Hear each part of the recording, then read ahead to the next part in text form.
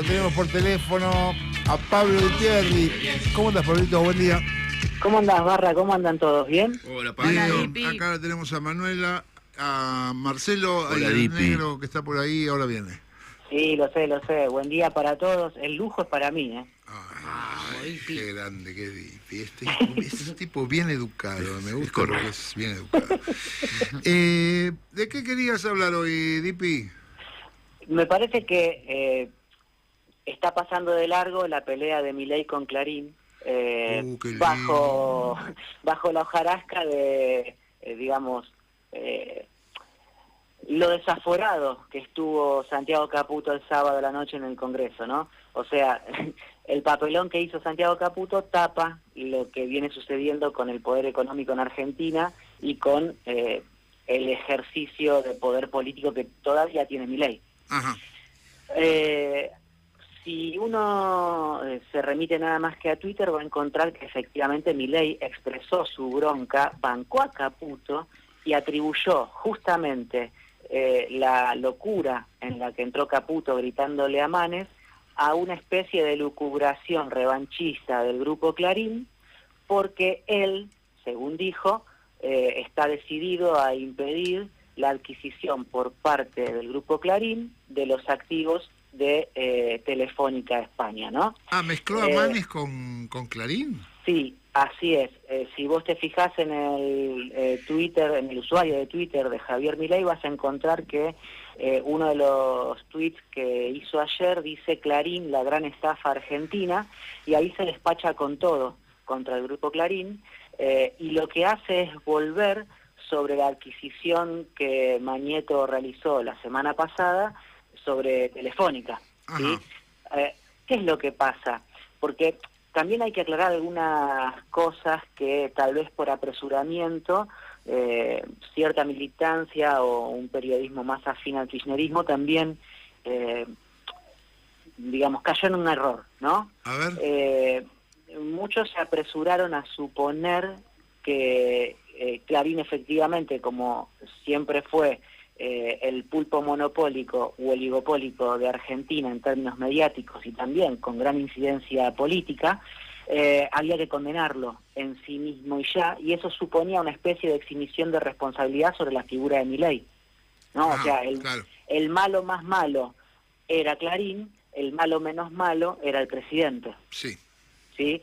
He visto algunos análisis que circulaban en redes o incluso colegas de otras radios que supusieron que había que estar con Milei en contra de Clarín.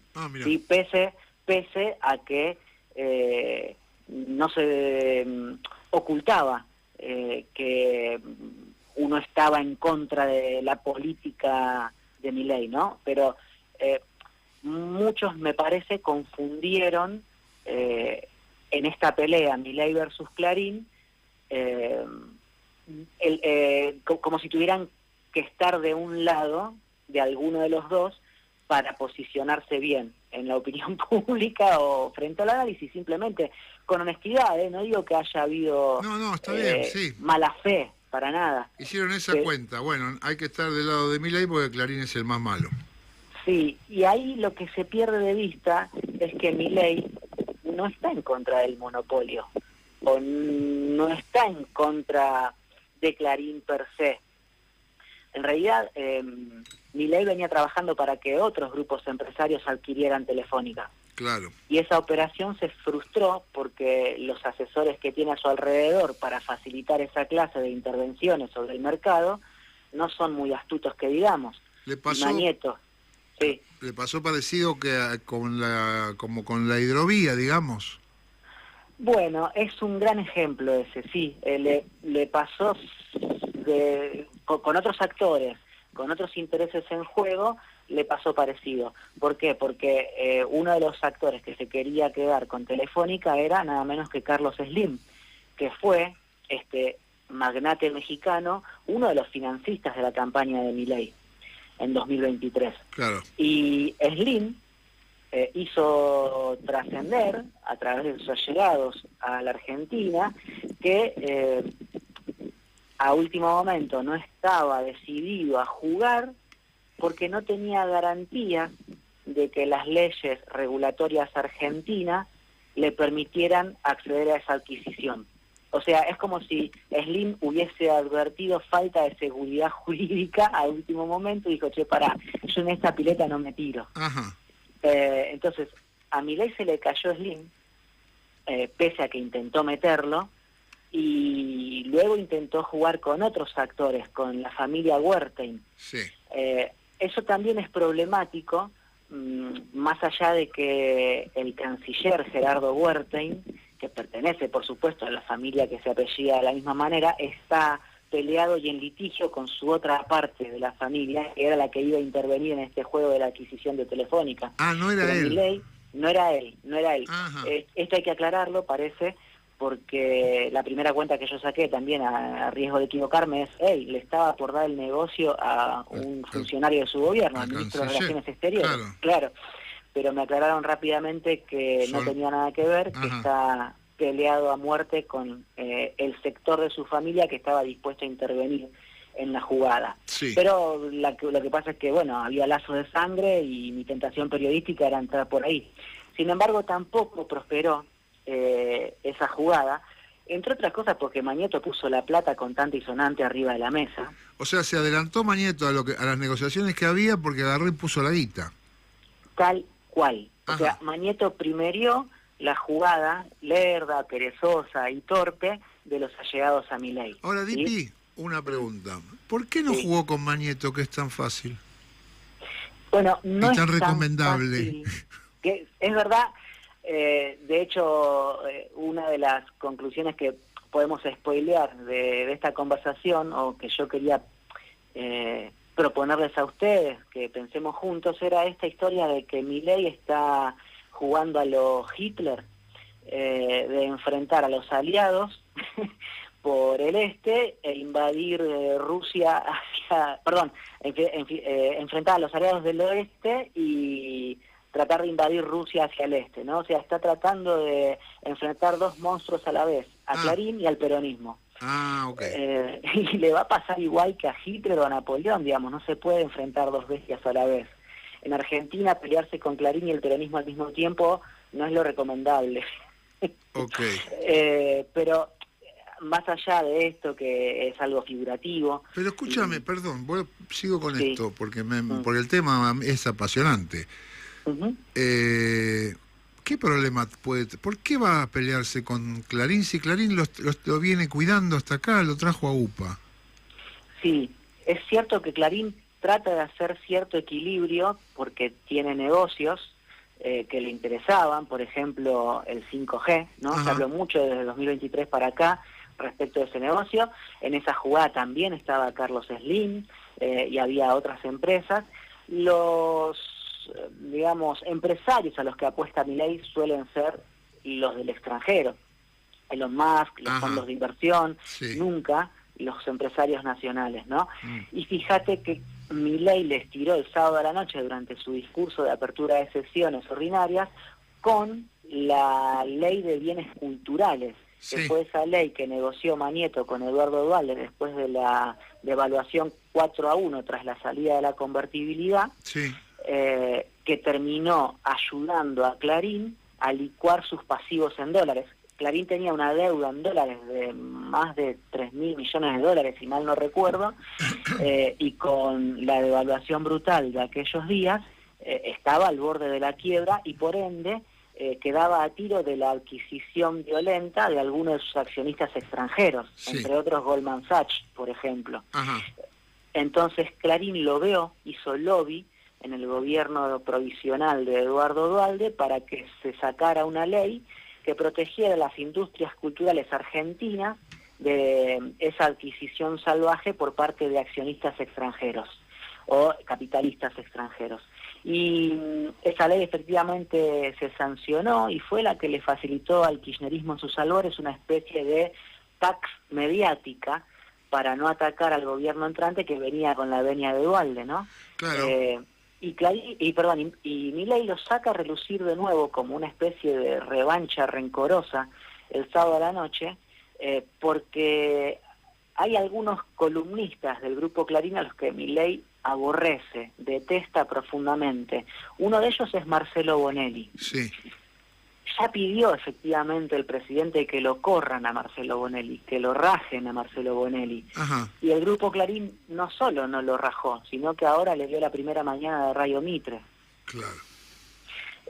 Ahora, Esa es una respuesta, es una toma de posición, clara, ¿no? Claro, sí. Ahora, es cierto, para complejizar, en base a lo que vos preguntás, que me parece súper acertado, que Clarín sigue haciendo equilibrio, porque por un lado te mantiene a Marcelo Bonelli, pero por otro lado también te mantiene en TN a Jonathan Viale, que es uno de los periodistas predilectos del modelo Milei. Claro.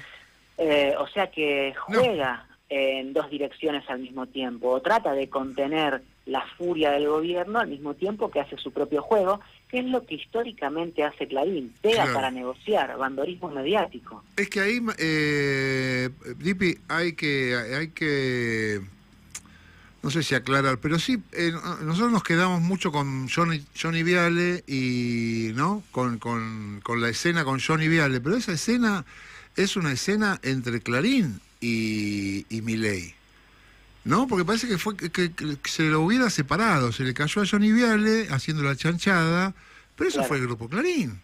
Johnny Viale es un muñeco, Johnny Viale mañana se enferma, le pasa algo, Dios no quiera, y ponen a otro Johnny Viale. Sí, hay mucha, digamos, apetencia de conspiranoia respecto de ese episodio. También se habla mucho, se especula mucho con que el video cargado en crudo a la web fue una acción con malicia de parte del Grupo Clarín. Pero perdón, te interrumpo, ¿no? Pero más allá de si fue malicia, fue un error, porque de verdad no se sabe, pero sí es que ocurrió, sí que fue TN a armar una escena que no era una entrevista.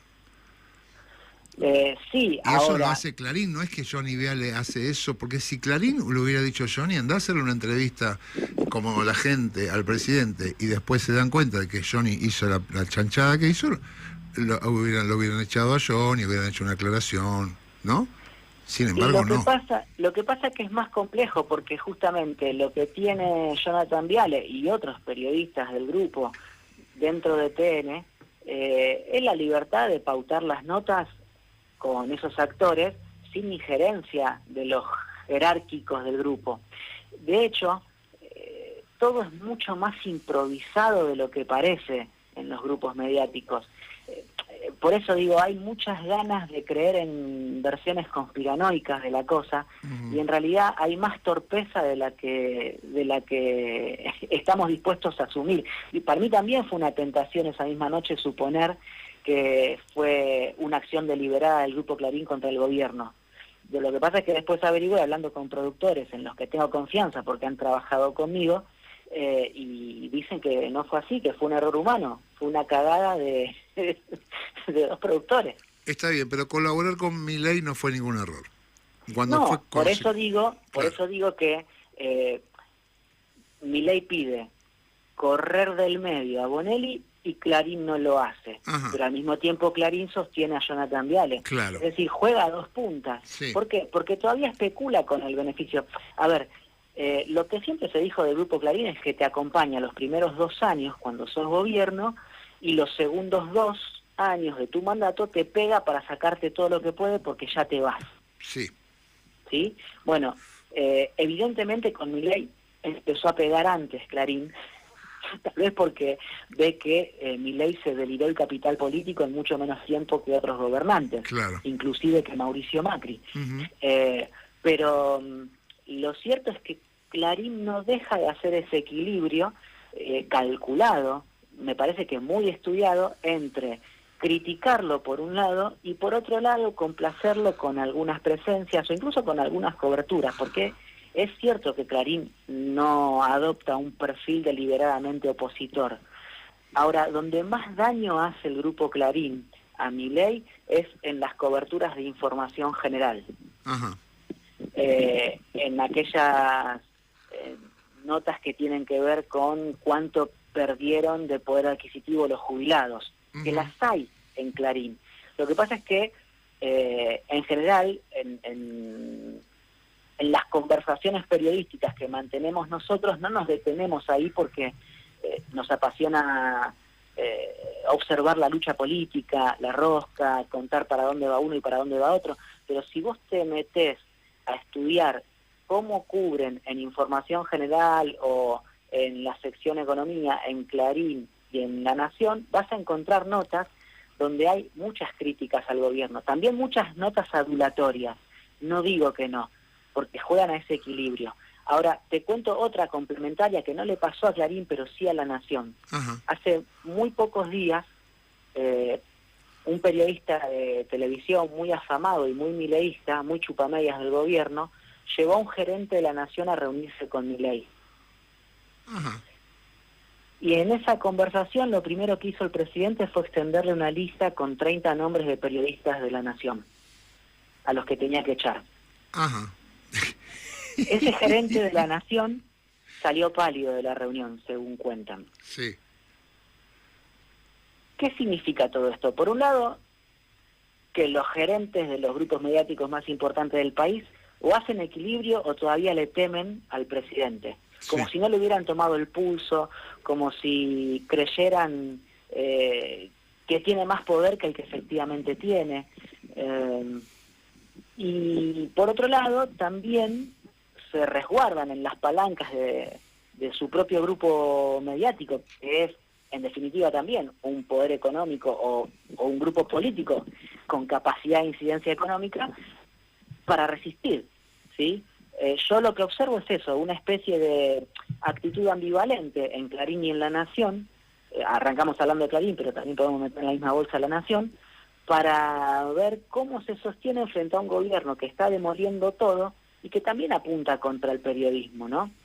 No era casualidad que intentaran, más allá de que a mí no me gusta la autorreferencia o siquiera la defensa gremial per se de la prensa, o casi corporativa más que gremial, pero no era casualidad que la semana pasada trataran de evitar por todos los medios que los periodistas acreditados del Congreso cubrieran la apertura de sesiones, porque en realidad están en contra de la prensa. El plan de Milei siempre fue suspender las mediaciones o borrarlas definitivamente y manejarse por Twitter, sí. Gobernar por Twitter, comunicar por Twitter, ejercer el poder por Twitter, y no depender de lo que otros dirigentes políticos han dependido, que es de el buen trato de Clarín o La Nación.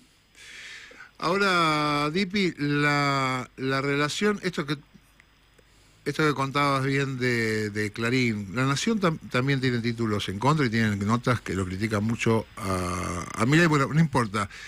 La relación que tiene con Clarín Milei y Milei con Clarín en estos últimos días habla de la debilidad de Milei y no de la debilidad de Clarín. Exacto, porque Clarín o La Nación son el poder permanente en Argentina. De hecho, Milei tiene mandato por 4 años.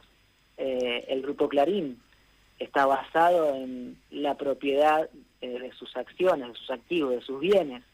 Ajá. Y tiene una marca instalada como para hacer una especie de reserva moral de la clase media argentina.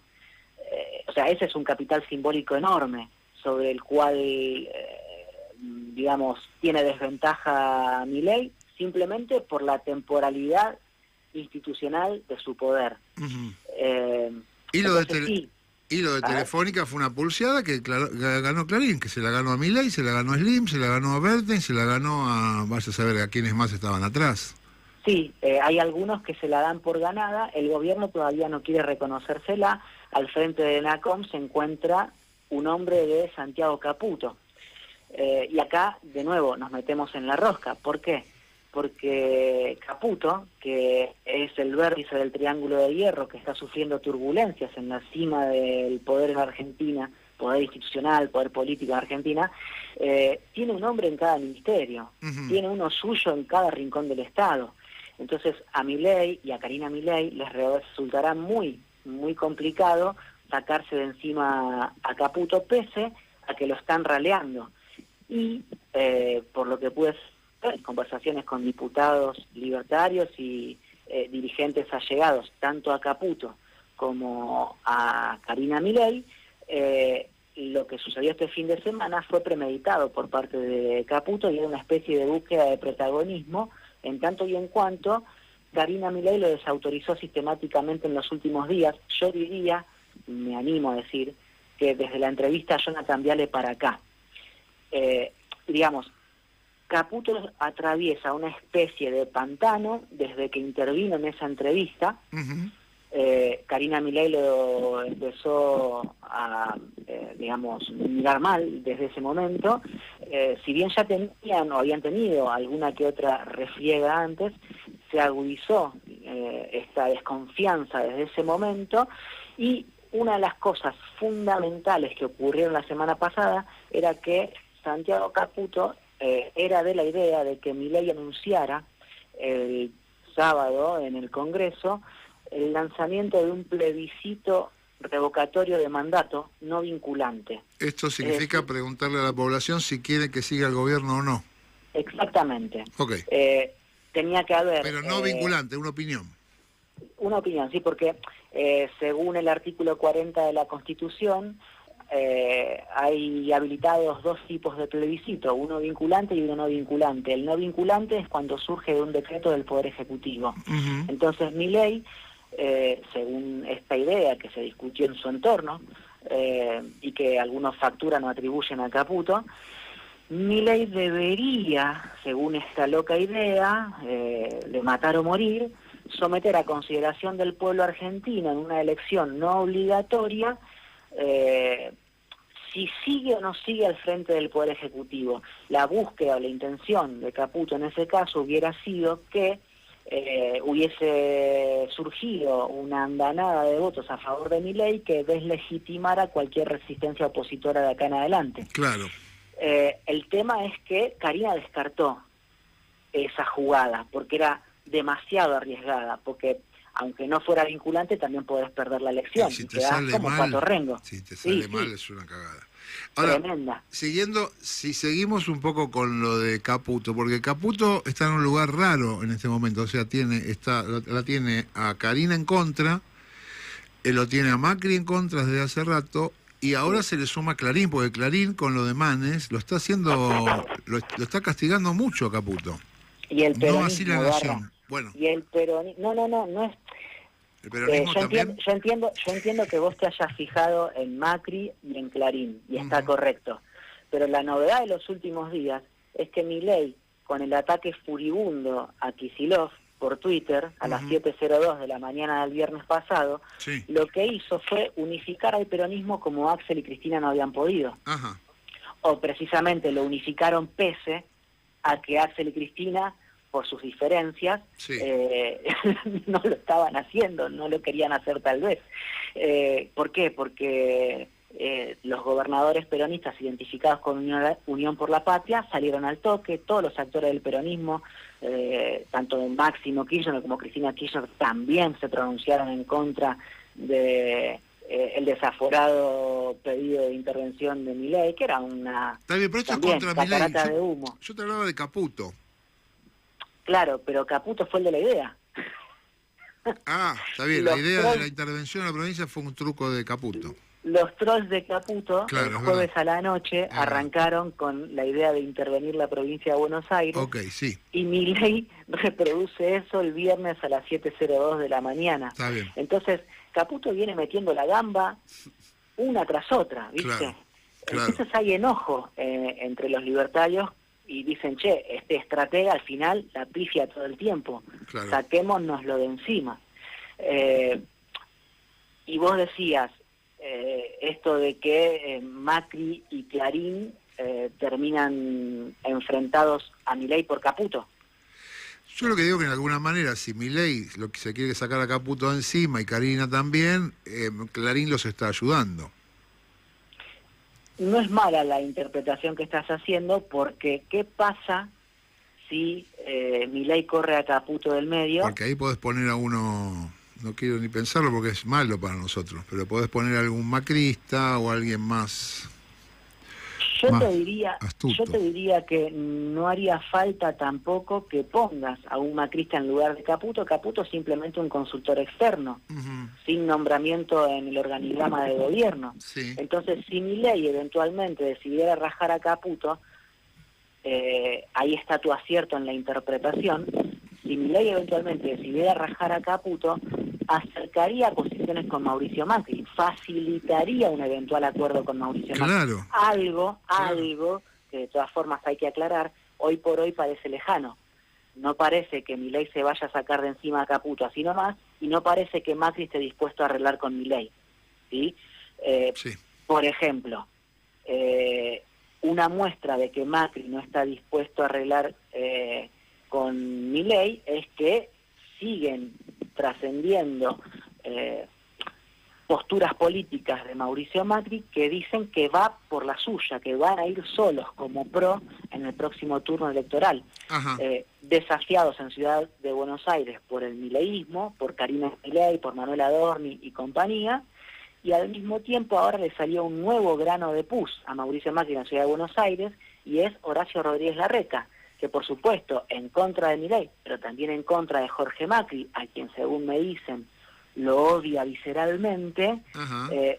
Larreta está dispuesto a jugar como candidato a legislador y provocarle una derrota a Mauricio Macri en la cuna, ¿no? En su distrito cuna. Ujú. Que sería ahora, el 18 de mayo, esa elección. Si Larreta se presenta y divide el voto macrista en la Ciudad de Buenos Aires para la legislatura porteña, puede suceder que el Está macrismo lindo, salga tercero, está lindo. detrás de Milei y detrás del kirchnerismo. Claro, claro. Bueno, qué lío, Dipi, ¿eh? Está bastante liado todo, y luego tenés, insisto, esta escena donde Milei está yendo hacia dos flancos al mismo tiempo, está dividiendo sus fuerzas, dividiendo su propio ejército para enfrentar por un lado al Grupo Clarín, a la casta periodística, a la casta empresaria, porque no es solo el Grupo Clarín, es Techín, es AEA, Claro. ¿sí? Son los ruralistas, son un montón de sectores económicos que están siendo perjudicados por las políticas de Milei, y del otro lado tenés al peronismo, que pese a que uno pueda decir que cometen muchos errores los dirigentes del peronismo, está. Sí. El peronismo no se va a la casa, el peronismo no desaparece, no pudo ni la dictadura, ¿no? Ajá. El peronismo está, va a seguir estando. Y Por ahora ahí estamos más juntitos. Un poco. Claro, O bastante. claro. Bueno, hubo una discusión también el fin de semana respecto al acierto o no de que el peronismo se ausentara del recinto, ¿no? Sí. Había dos peronistas de guardia en el Congreso el otro día, Ajá. en la oficina del Bloque de Unión por la Patria. Estaban Germán Martínez y Eduardo Tognoli. Tognoli, por ejemplo, era de la posición de que había que bajar a recinto, de que todo el bloque tenía que estar, que tenían que estar todos los diputados del peronismo y todos los senadores del peronismo. Ajá. Y que el rol de Manes lo debía haber cumplido el peronismo, básicamente uno podría traducir. Sí. El tema es que ganó la posición de no estar, de Ajá. ausentarse, de hacerle el vacío, porque Milei no da respuesta por el CryptoGate, porque Milei avasalla, atropella al Congreso y nombra jueces por decreto, ¿no? Ujú. Bueno, prevaleció esa postura, Tognoli y otros perdieron en la discusión interna y el recinto quedó semivacío. De los 329 legisladores en total, sumando senadores y diputados, había alrededor de 160, la mitad más o menos, Sí. ¿no? Y en su mayoría eran del oficialismo y el PRO, Sí. y hasta del PRO faltaron, ¿no? Pero lo cierto es que pese a que el protagonismo lo obtuvo Facundo Manes, agitando la Constitución y recibiendo las puteadas y la patoteada de Caputo, yo creo que desde el viernes para acá el peronismo mostró un poquito más sus dientes, ¿no? O apretó sus dientes Sí. un poquito más. Y habrá que ver qué pasa con eso. Lo mismo que uno podría decir, se va a ver qué hace el peronismo o cuánta resistencia ofrece o cómo juega sus cartas a partir de esta semana con la aceptación que haga o no la Corte Suprema de la licencia de Ariel Lijo para que asuma en el máximo tribunal, ¿no? Eso, Dipi, sí. lo hablamos el jueves. Dale, lo hablamos el jueves. Dale, porque acá ya me vienen pidiendo que cierre hace 15 minutos más o menos. Nos fuimos Así a la mierda. que estuve acá resistiendo una presión que ni caputo. Las presiones de Dani Azul. Son las presiones de Dani. Dipi, te agradezco un montón que haya salido y estuvo buenísimo. El jueves nos vemos, dale. Les mando un abrazo. Gracias. Pablo. Una conectividad